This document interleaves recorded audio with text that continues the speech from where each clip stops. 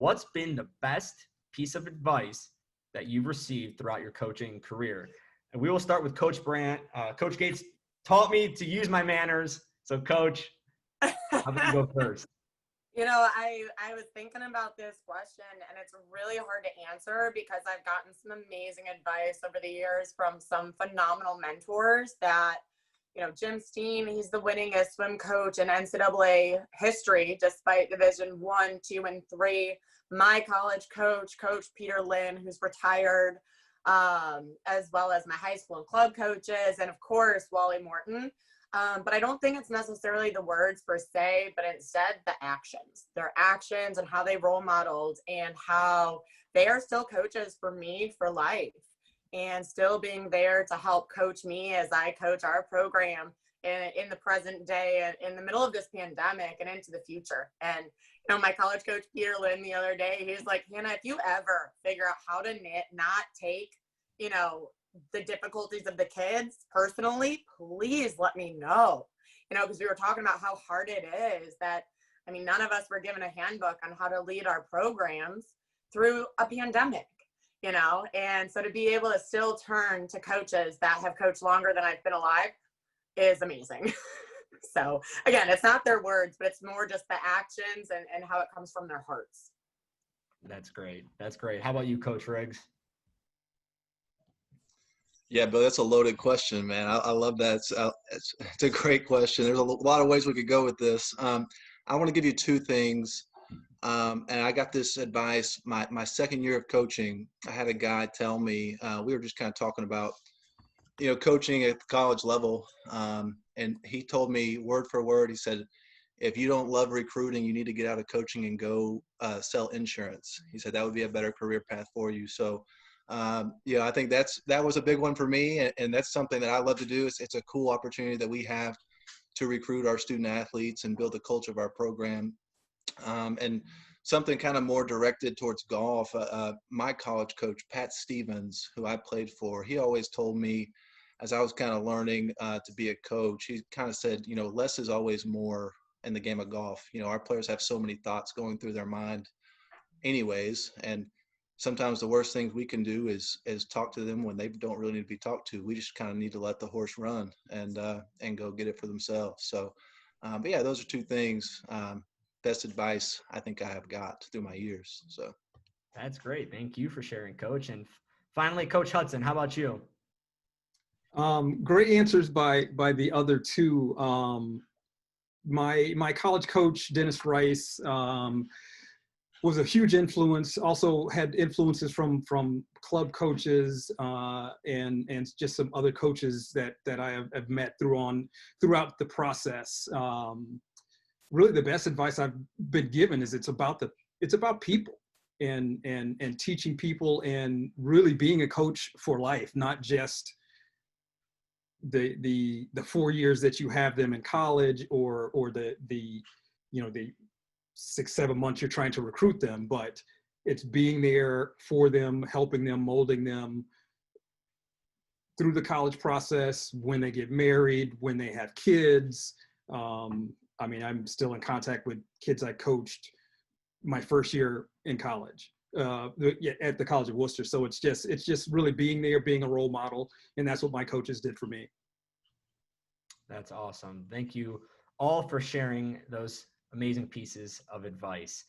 Let's move on to the individual questions, and we'll start again with Coach Burandt. So, Coach, correct me if I'm wrong. You have not one, but two alum on your staff. So what's it like to have two former Vikings on your staff, and how does that benefit your program? What is it like? It's absolutely amazing. You know, I get schooled every day by our history. I was a math major in school, so I wasn't necessarily a history person. So it's amazing to be able to have living history around me. Rich Carbon is a Hall of Fame diver. He is truly what it means to be a Viking for life. And he and I talk about riding into the sunset as coaches together with this program. And Peter graduated in 2012, which was the year before our men won the conference championship in 2013. And Wally Morton, kind of really had a conversation with Peter his senior year to be like, hey dude, you're a film major, but like, what do you really want to do with life? You know, kind of have that conversation about what he saw in Peter and thinking that Peter would be a great coach, and that spark, right? And how those conversations changed his senior year into kind of asking Peter his thoughts and kind of, you know, hey, this is what I'm going to do. What do you think? Or how do you view this? And really just kind of priming and prepping him. And, you know, so having Peter and Rich to be able to be that living history, and really know in their heart what it means to have a degree and to have the experiences of what only Cleveland State can give. But then also get corrected on my facts all the time because I don't always get history facts right. But it's a ball, and even, you know, Wally Morton is still, you know, he's like the great grandfather of our swim program, and to still have him around is, you know, he didn't swim here, but he is, you know, so much ingrained into the fabric of our program and our university that as a brand new head coach, to be able to come in here and have these guys around me, I feel like the luckiest person in the whole world. And I can't not give a shout out to Ben Coley, our other assistant, who a little bit more on the greener side when it comes to coaching, but having graduated in 2016 and swam for UNC and having, you know, been to the best of the best meets in the world, he brings a whole different breath of fresh air into our program. So you put us all together, and that's where the magic really happens. So, you know, trying to do right by our legacy and our heritage, but to build something even bigger and better for our future. And we wouldn't be able to do it without our alumni and supporters. And super excited to be able to talk about the state of our program tomorrow. And I know our alumni are really excited for that with Al tomorrow. That's awesome. Thank you, Coach. And I can vouch for Coach Burandt. She is a math person. She taught me math in high school. So Coach Riggs, if any of your golf numbers are ever, you know, messed up, you know who taught me math. And that's a great segue to you, Coach Riggs. Coach, last season was your first official season as a head coach, and it was cut short, unfortunately, due to the pandemic. So what are you looking forward to most then about this upcoming season? Yeah, I mean, I'll be the first one to tell you it kind of stunk being down in spring break in Orlando and kind of getting that call to come home. Like everybody, you know, it was just kind of one of those things. It was very bizarre, and it's, you know, one of those things that you kind of have to deal with. But I think for our players and for myself, I think we're just ready to kind of, you know, this fall has kind of been an interesting fall for us because it's very rare for us to go a long period of time without playing. You know, we play in the fall and in the spring.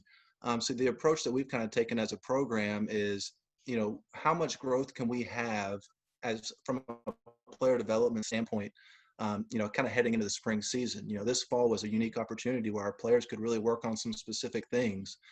So I think, you know, kind of looking into the spring, you know, when we do get to play, you know, my big thing for our players is are we going to be prepared? You know, and I think we will be for sure.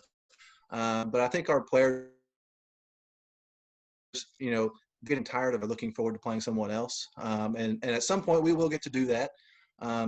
You know, but I think it's just having that mindset of, okay, we're going to tee it up at some point, and whenever that is, we're all going to be as prepared as possible, and we're going to be ready to roll. So yeah, we're definitely looking forward to the spring season and competing for Horizon League championship and kind of getting our name in there and kind of, you know, getting in the dirt and figuring it out. You know, I think that's a big thing in golf is you just have to figure out your game, and it is an individual sport for us, but it is a team concept. You know, we are a team at the end of the day. So we're trying to win Horizon League championships and, you know, make a name for Cleveland State women's golf. So.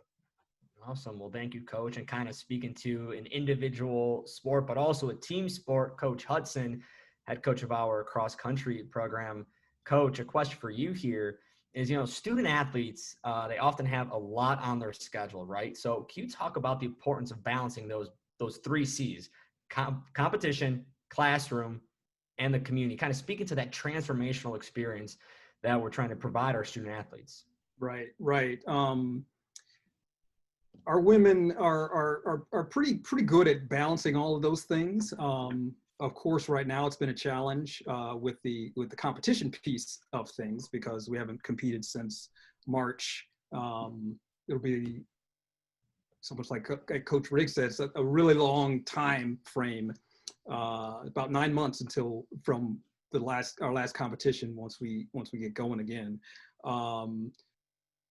That's something I think is really important, being able to balance all three of those things, because obviously class is very important. I mean, that's why people are here as academics, and being a distance runner, much like swimmers, you've got to be focused.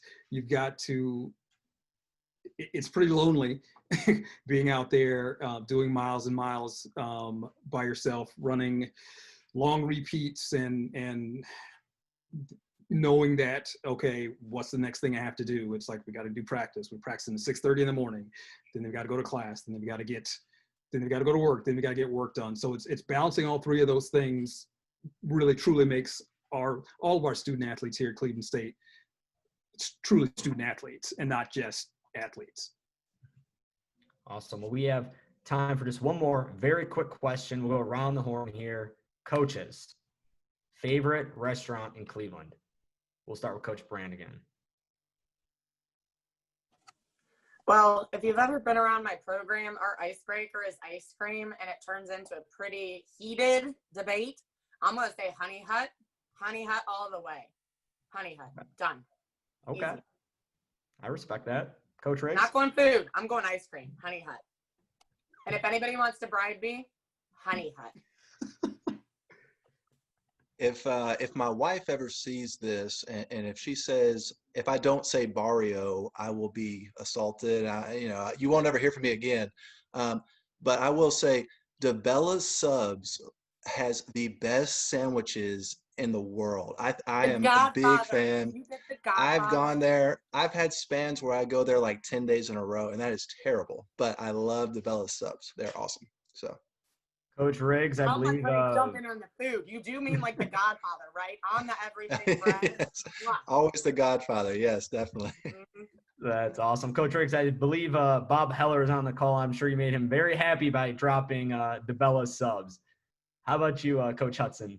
The best restaurant, I think, in Cleveland, it's a little on the outskirts, but it's in Cleveland Heights. It's a restaurant called Tommy's.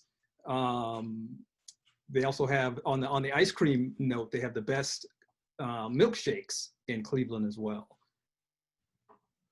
That's very good to know. No, Honey Hut. No. No. Well, we'll let the three of you settle this debate offline, because unfortunately we have to move on to our third group of coaches. But Coach Burandt, Coach Hudson, Coach Riggs, thank you so much for joining us this evening.